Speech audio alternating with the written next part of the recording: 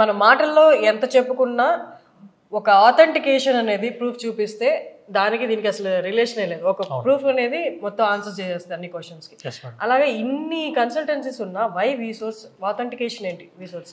2006లో establish అయిన సంస్థ ఇది.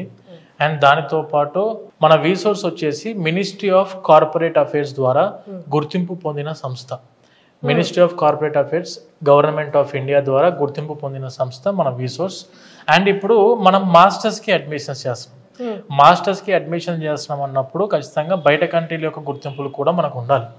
దాంట్లో మనకు వచ్చేసి we are recognised by NAFSA, NAFSA, national association for foreign student advisers అని చెప్పి మనకు నఫ్సా ద్వారా గుర్తింపు పొందిన సంస్థ.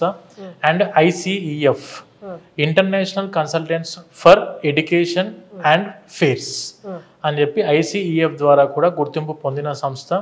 EAIA ద్వారా గుర్తింపు పొందిన సంస్థ madam. European association for international education. అసలు మీరు ఈ సర్టిఫికేట్స్ అన్ని కూడా వీళ్ళ ఆఫీస్ లో గోడ మీద ఫ్రేమ్ కట్టించి పెట్టించున్నారు. మీరు ప్రతి ఫ్లోర్ లో ఇవి చూడొచ్చు.